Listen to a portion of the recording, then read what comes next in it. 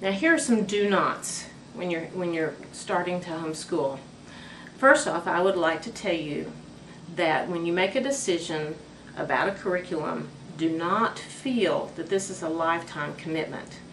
Now, the reason I say that is I heard one time about a man who got really excited about homeschooling, and he went out and bought his family, all of his children, a consumable workbook program for all 12 years. And then after about a year, he decided that they wanted to try something different. And so I suppose he opened up some little, had a little used curriculum sale. See, I don't believe that most of the used curriculum is really used. It's mostly just things that people thought were good ideas, and then they decided that they didn't like it and they would sell it to somebody else. But anyway, I guess he sold it all and went on and did something else. Don't do that, okay? I had 4 different curricula in the first 5 years that I homeschooled, and my kids are still, they're okay. They're functioning members of society. It's not going to ruin them. Now, I also want to encourage you to do not think that you cannot homeschool without all those things that we generally associate with school, such as blackboards and desks and bulletin boards and maps. Now, I'm here to tell you, I never made a bulletin board. And that is not the dirty half. I never intend to make a bulletin board. I don't want to cut up all those little things so I can stick them up on the wall. There are some people who have schoolrooms in their house, and I'm just really jealous of that because I never had that.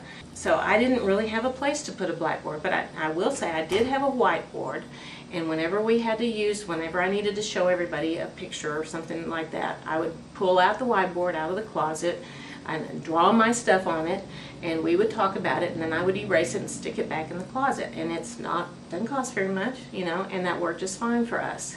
And as far as desks go, my children thought desks were torture chambers. And I think it's because we would usually sit around in the living room and talk and do school together, and then if they started wiggling around and having a hard time sitting still, I'd say, now if you don't straighten up and sit still, you're going to have to go sit in your desk. So I think that they saw it as a punishment. So eventually we got rid of the desks, and we ended up, I bought some of those little student desks, the kind that have the drawer here and the 3 drawers down the side. And in fact, as a school project, we finished the desks. We sanded and stained them and then varnished them, and then they made really good places to store all the kids' junk. And they still did their math on their beds or at the kitchen table. Now I will say that you must invest in a curriculum. Now dads, we're going to have to spend a little money here, okay? So the reason why you have to invest in a curriculum is it's legally required, and you have to have a curriculum that teaches reading, spelling, grammar, math, and a study in good citizenship, which is usually taken to mean civics. Put your mind at rest here. It does cost less than a private school. Just keep that in mind, okay? And also, it's not necessary to have a full curriculum all at once. Like, for example, did I say you have to teach history? Well, no, I didn't, did I? Did I say you have to teach science?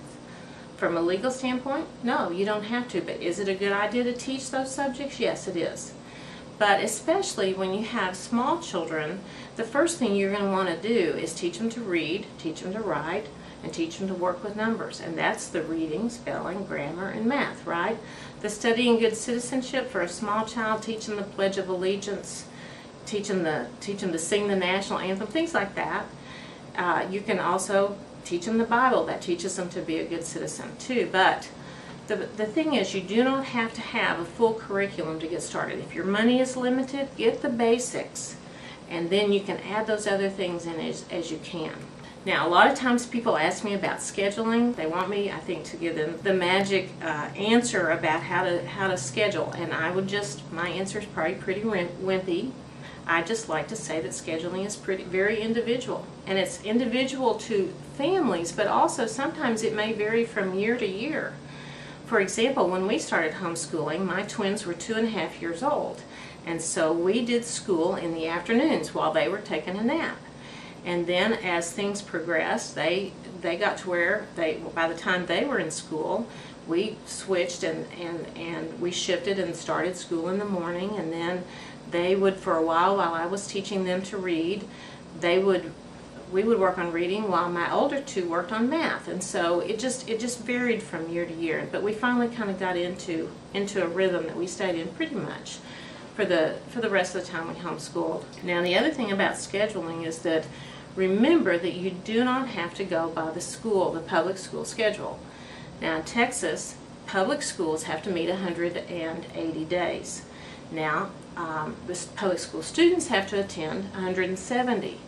But in Texas, homeschools are private schools, and so you do not have that requirement. You do not have to meet, you don't have to have school the same number of hours in the day. You don't have to have the same number, you don't have to meet the same day that the public schools meet.